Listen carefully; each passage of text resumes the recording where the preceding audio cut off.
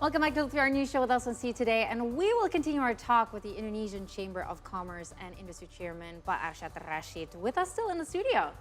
Yes, so Arsjad, our next question is, as Southeast Asian nation growing, energy and food demands are increasing. You've been talking about food security as well.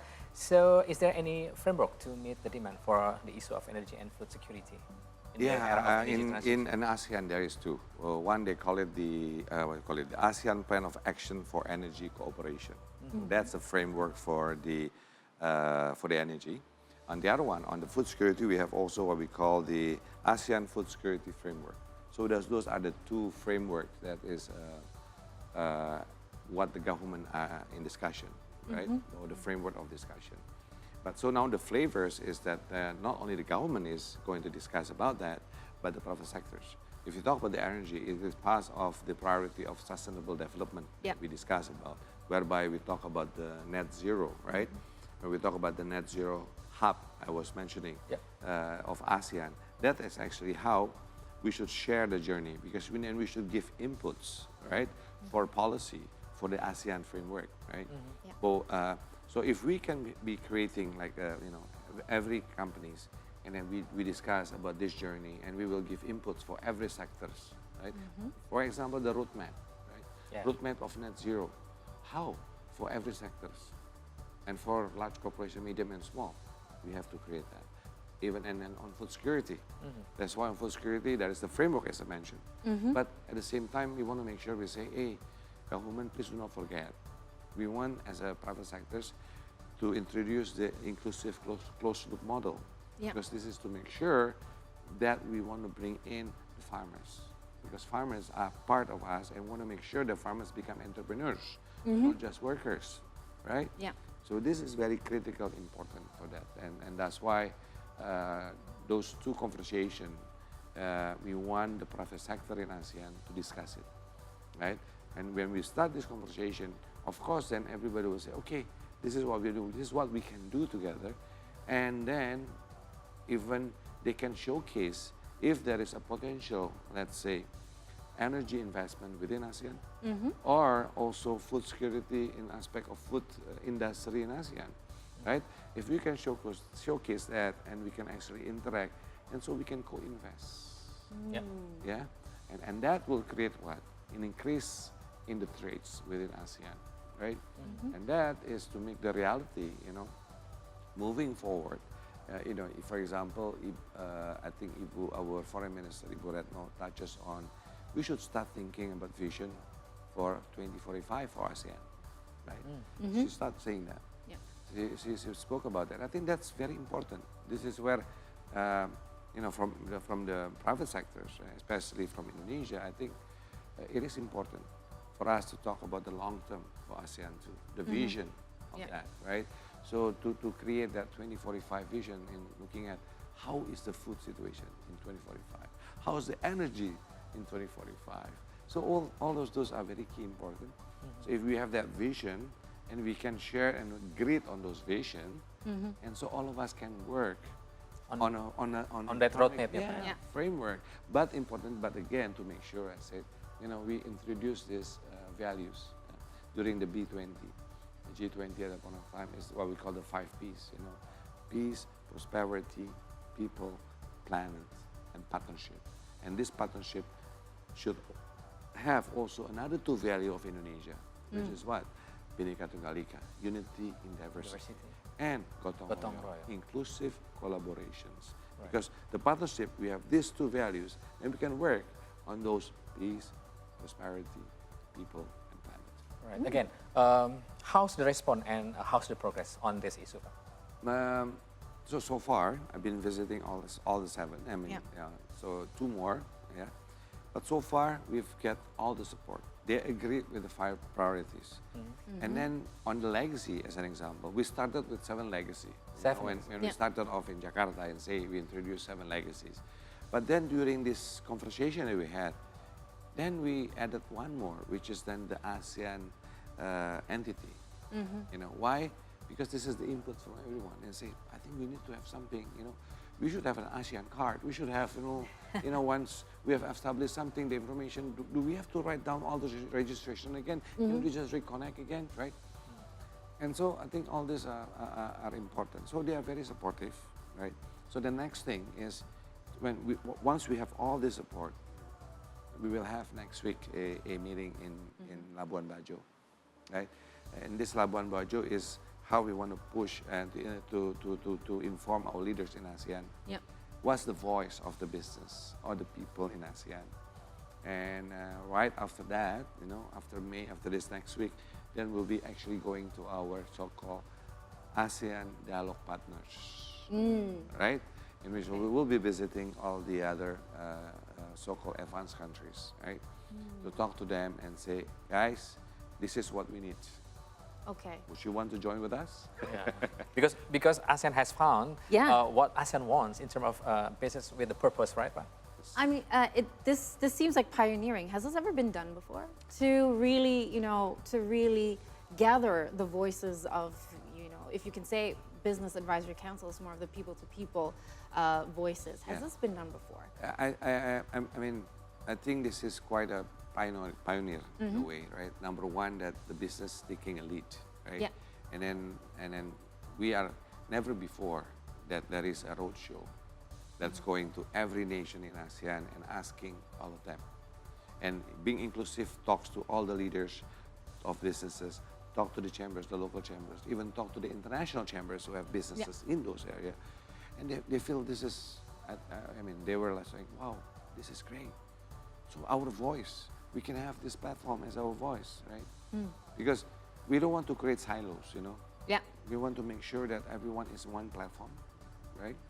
And more than that, also now we are bringing in all the so-called association of ASEAN. For example, there is the ASEAN Insurance Association, there the ASEAN Bankers Association, there is the ASEAN Logistics Supply Chains Association. This is very important too. We tell them, hey guys, there is this platform. It's called the ASEAN Business Advisory Council. Come here. Let's work on this together and create. And one more historical that I forgot to inform you. You know, I went to Brunei before Myanmar. Yeah? And there in Brunei was the meeting of the APEC, the Asia Pacific Economic Cooperation. Yeah. And for the first time, because we asked for the time, we say, please give us time for the ASEAN to talk during your meeting. So we were given the time, and actually we spoke about what we are doing in ASEAN.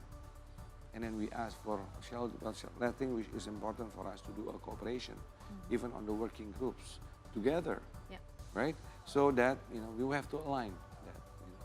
So this is good because, for example, in APEC, maybe not all 10 ASEAN is represented there, maybe only 6, right? And then on the G20, for example, it's only Indonesia, right? So Indonesia can have, represent the voice of ASEAN in the G20 and also all other developing countries. Right. But in APEC also we can be representing to the ASEAN voice in APEC, right? Yeah. And then so that we know we can have alignment of conversation to whatever conversation that's happening globally. So many conversations globally. That's right. That's right. So that I think was very important, and so quite historical in that way. But this is all thanks to our president, Joko Widodo. Why? Because Indonesia now in the global stage, we have the thrust. You know, the G20. Yeah. Bapak went to Ukraine. Bapak went to Russia. Bapak created the declaration of the G20 that everybody thought it will not happen. Yeah. Yeah. It came Bali declaration. Came about, right? So that's historical, very historical. And with that, you know, when in Indonesia chair, everybody's like, oh, this is our big brother. You know, by population, we are the largest, right? By population. And look at Pak Jokowi. He says, you know, President Jokowi made that for G20. Let's do it for ASEAN. They're looking for, you know, that figure of leaders, right? So we have to thank our president actually in doing how he brought Indonesian name to the stage of the global stage. I just have one last question to wrap this up, if I may. Yeah, go. We can talk after this, you know, because I still have a lot of questions. Yes, of course. But my question is, you see, we are only in the beginning of the ASEAN chairmanship, if you can say. We're only in the beginning of the year. The first half of the year, which means all the way until 31st of December, we still have so much time to achieve so much. And I feel like In the first 5 months, 4 to 5 months, you've mentioned you've been everywhere, you've been collecting the voices. What do you hope to achieve by collecting all the voices of ASEAN, having Indonesia, Indonesia having the network to be able to represent ASEAN as well and the voices of ASEAN up to the 31st of December? So, it's a very good question. First of all, is this. As I said, next week in Labuan Bajo, there will be the ASEAN Leaders Meeting. Yes, that's a very important step where all the leaders are coming to ASEAN, right? And where the business is given the time to actually meet with all the leaders and to say the voice of the business, right? So we will have that dialogue, right? But in September, there will be another, what we call the ASEAN Leaders Meeting. That's right. Okay? That will be held in Jakarta, right? But in that part of the second leaders meeting, right, it's not only going to be the ASEAN leaders, right? In this is going to be what we call the ASEAN Plus, Yeah. right? So plus who? Plus all the dialogue partners. Who? With China, US, EU, Australia, Canada, Japan, South Korea, UK, all the companies, all these countries. Even we want to also include in inviting is anyone who wants to invest in ASEAN, for example, right? So the big event will be there. And it will be as big as a G20, right? Because Yes. all this is going to be like 18, G7 20, countries just plus, a yeah. lot of this, right? And in that September, what will happen is we'll have what we call the business summit. So besides the leaders meeting, there'll be the summit. And there, there'll be, I can say, 2+1. What is 2+1? One is the ASEAN Business Investment Summit. It will be on the September 3 and 4, right? Yeah. And at the same time, with that ASEAN Business Investment Summit, is also what we call the ASEAN Business Awards, where we award company in ASEAN, large, medium, small, startups, everybody, to have who have done the going towards SDG. We need to celebrate for them, right?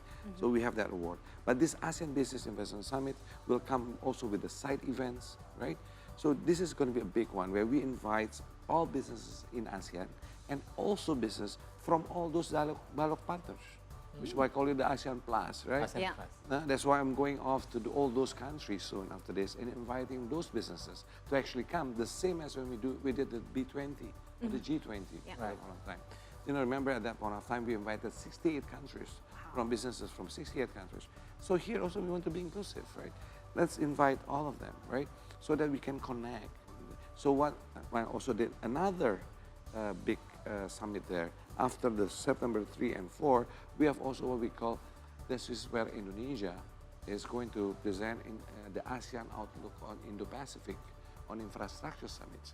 Wow. Okay, this is where we want to showcase infrastructure projects that actually, is happening in ASEAN. This is like investment book of ASEAN. This is it. And so invite those guys and say, hey, you want to invest in infrastructures in here? And that's the Indonesia, that's a coordination between Indonesian governments and ourselves from the private sectors, which is Kadin is representing. And so it's going to be a celebration there, bringing all these businesses. At the end of the day, what is it for? We want to have more investment in ASEAN. Of course, Indonesia must take that advantage also. To what? To create employment, Right. to reduce poverty. Because those are the goal of us, right? At the end of the day, it's a prosperity. But we need to make sure we have more investment to create more jobs. Yes. The foundations necessary. Yes. Pak Arsjad and Kai, I'm sensing and I'm hoping that the ASEAN Summit will be maybe as big as G20 or could it be bigger? Because Yes. the dialogue partners could be more than just the 20 countries of G20, right? Well, Pak Arsjad himself has mentioned the potential, the great potential that ASEAN has to grow over the next decade or two at least.